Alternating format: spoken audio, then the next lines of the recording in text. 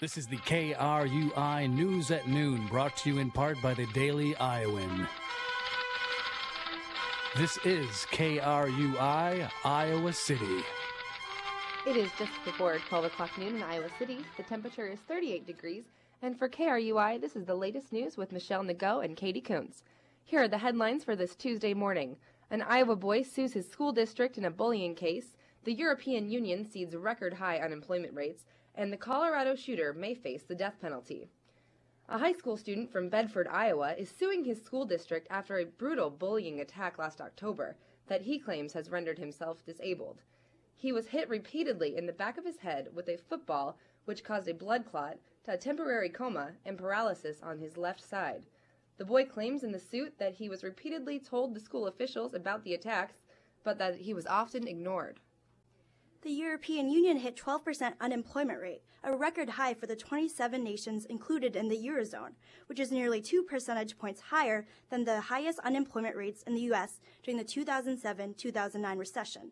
Among the highest rates of unemployment were in Greece and Spain, both with unemployment rates of over 25%.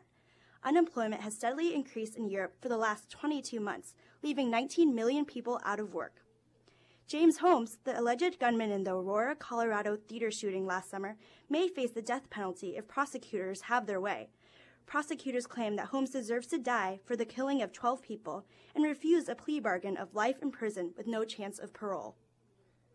Connecticut legislators passed broad new restrictions on guns yesterday as a response to the Sandy Hook shooting, in which 26 people were shot and killed at an elementary school in January. The new restrictions include universal background checks for the purchase of any firearm and a ban on clips that can hold more than 10 bullets.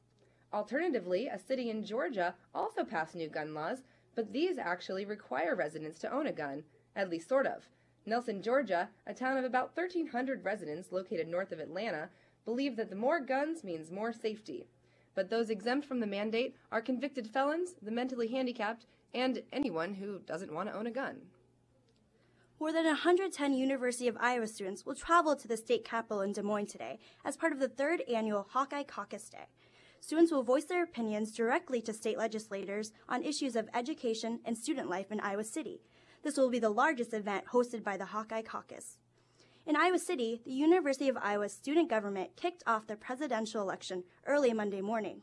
The two parties plan to use social medias of Facebook and Twitter to launch their campaigns. The presidential candidates will debate tomorrow. University of Iowa student Rebecca Seagriff has filed a lawsuit against the university, the state of Iowa, and a CAN bus driver after a CAN bus accident last year.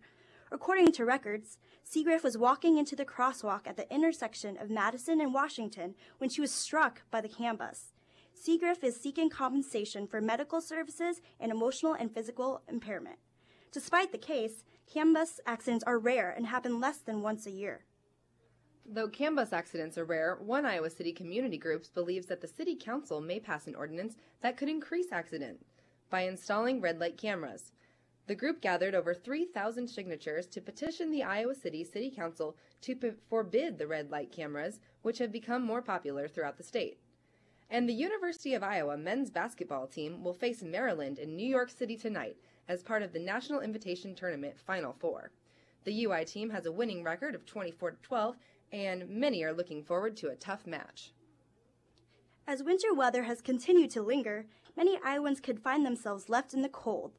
More than 35,000 Iowans relied on energy assistances throughout the winter, but the funding ended yesterday, which could mean that those who are unable to pay their energy bills could see their gas and electric power shut down today.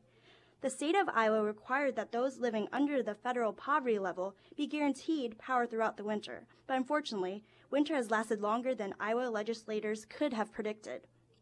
Finally, a quick look at the weather forecast for Iowa City. Right now, the temperature is 38 degrees, and on behalf of Katie Kuntz for KRUI News, I am Michelle Nago.